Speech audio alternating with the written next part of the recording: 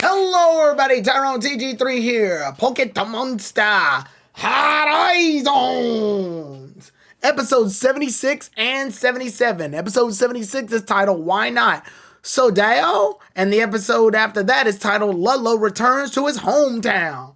So, I'm reviewing these two episodes connected because they mostly have everything to do with character development for the crew. Two crew members specifically, Molly and Ludlow.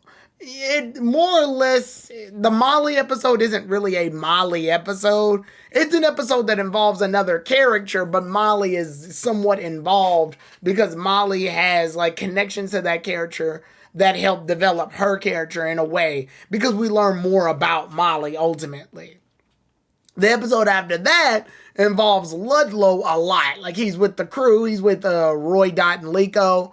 He's more or less doing activities with them. It's an episode that deeply involves him, but it's not like digging into backstory or anything. It's mostly just like, this is the character. This is what the character is going through. So, with that being said, though, I'm going to review these two episodes really briefly together because these two episodes also have a thin line that connects to the overarching plot and helps lead them to the direction they need. And I do like these. It's a nice compromise. Like, I wish the original Pokemon kind of did. They did it, but they did it in a very flimsy way where Pokemon's usual formula back in the day was Ash and Co. would go to a town, meet a Pokemon, or they would travel in the forest and meet a Pokemon. The Pokemon has the ability to do something or has a history behind something. Team Rocket plans to get ahead, like their hands on it. And then hilarity ensues. The Pokemon winds up using its special move or something combined with the heroes. Pikachu blasts Team Rocket off. And then we never see the character of the day pretty much ever again.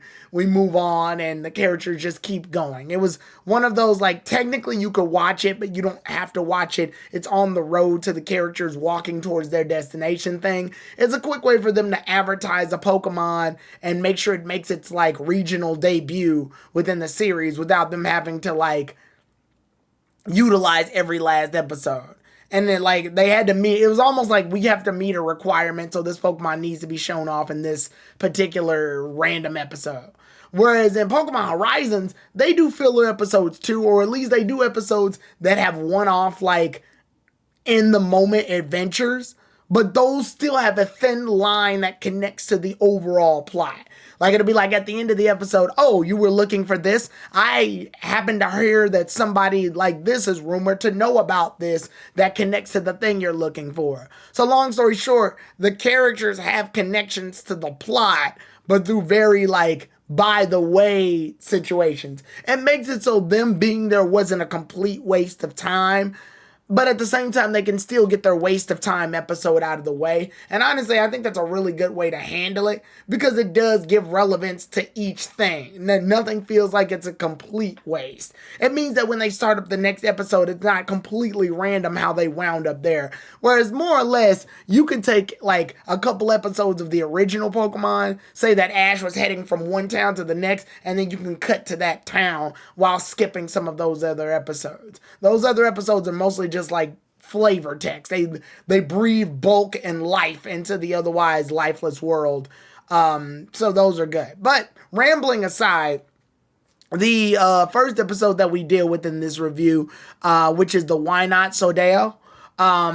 Basically, in the last episode, we heard that Sodao works pretty much. He used to work with Freed a long time ago. So because of that, they're looking for him so that they can ask questions about the Recurium.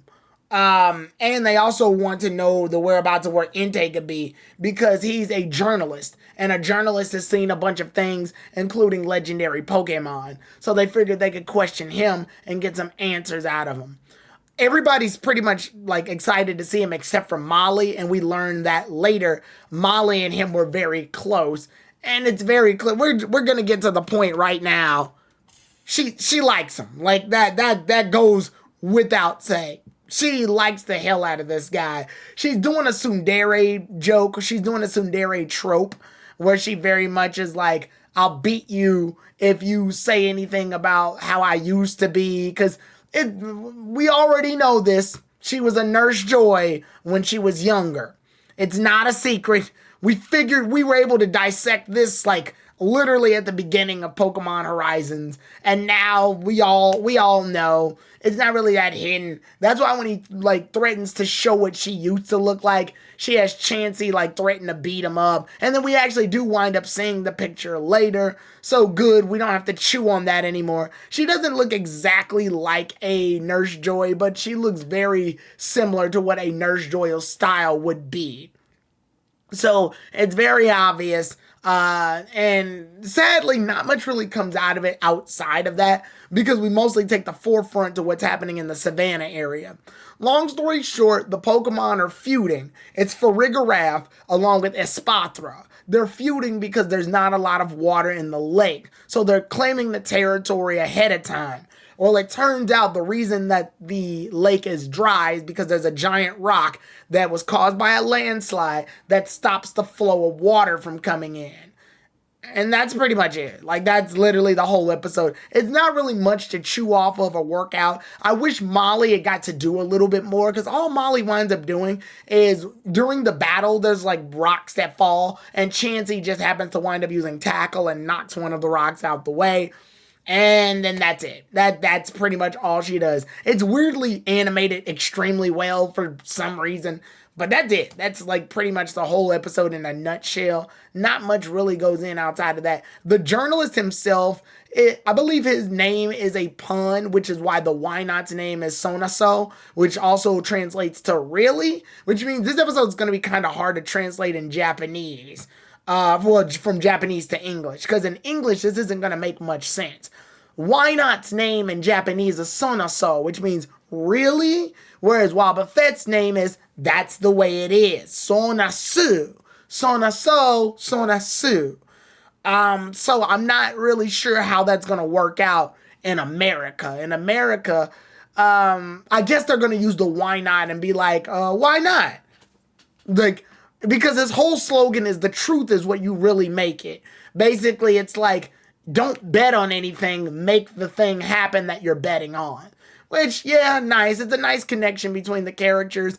And why not usually doing the running gag of saying, really? It could be a serious really or a question really. Like, really? Really? Here, we see that whenever he's telling the character something, if why not goes really afterwards, then that assures them that that thing may or may not be the case. It's pretty much like almost guaranteed that that's what he believes or that's the case. And he's a journalist, so he's gonna fabricate the truth a little bit. And I do like that they play on that little like sleazy side of him a little bit. Because like I believe there was one example where he's taking pictures and he says that he takes pictures of these of the mouse hole that are on the ship, and he's like, you all are the evil rulers of this entire aircraft, aren't you? And the mice just look at each other like, what? That's funny. Like, it's very clear they're playing around with the journalist thing where journalists fabricate the truth in order to make like this thing happen. It's pretty funny. I'm not gonna lie. It is a fun use of a journalist. Other than that, mostly that comes out of this episode is pretty much him going, in Olivine and Johto, I heard that somebody was talking about Entei, so you might be able to find Entei there. So at that point, they got the news that they need. They head to the ship. They head on over to Olivine City way in Johto. And honestly, that's it. That's the episode. I would go ahead and give it about a 5 out of 10. It's a basic episode. I'll probably give it a 6 out of 10 just because of the Molly development. So that's good. I kind of wish they would really like go into depth with the Molly being a Nurse Joy thing. We already know, but the show's trying to act like we shouldn't know yet, even though it's very obvious that we do know.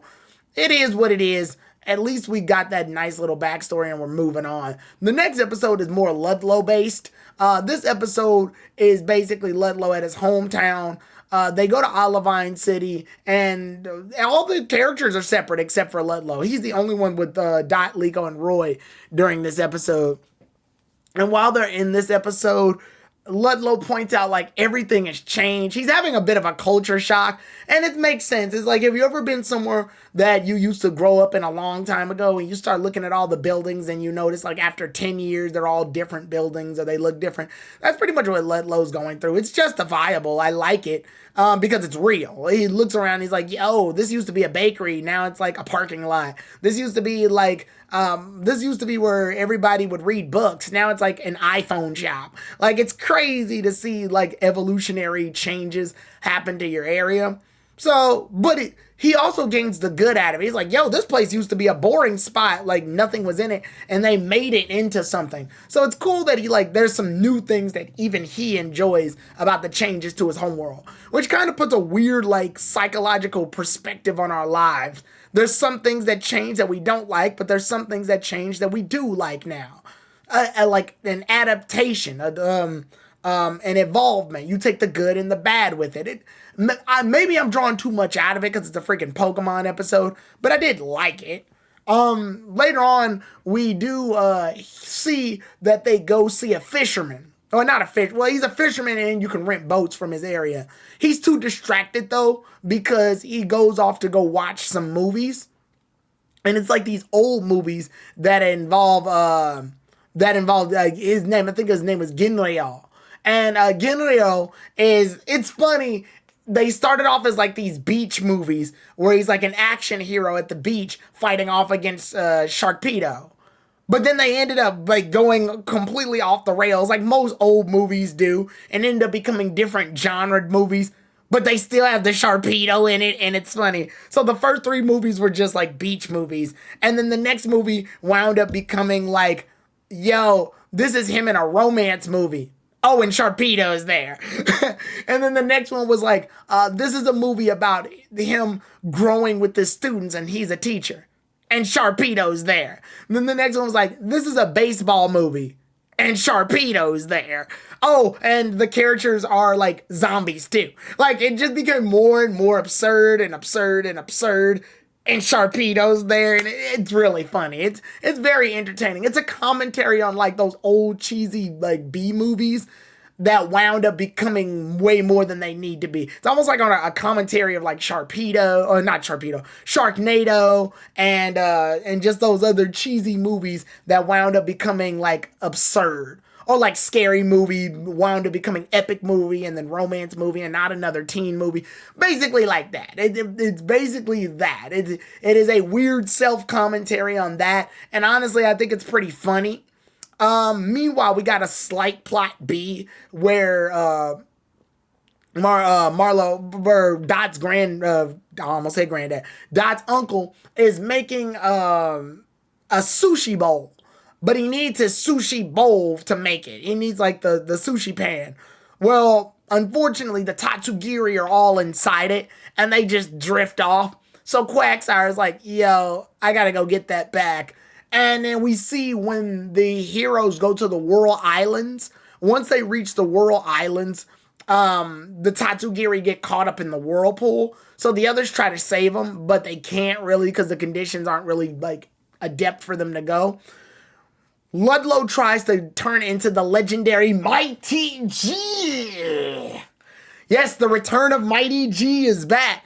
And he tries, but he's got unfortunately he's too held down by the old fisherman, so he needs a distraction in order to get out of there. Thankfully, Quagsire shows up right on time, and that gives Ludlow the wherewithal to leave, turn into the Mighty G, and come back. Earlier in the plot, Roy states that Mighty G is Ginryo, and the old man pretty much denies it all the way through.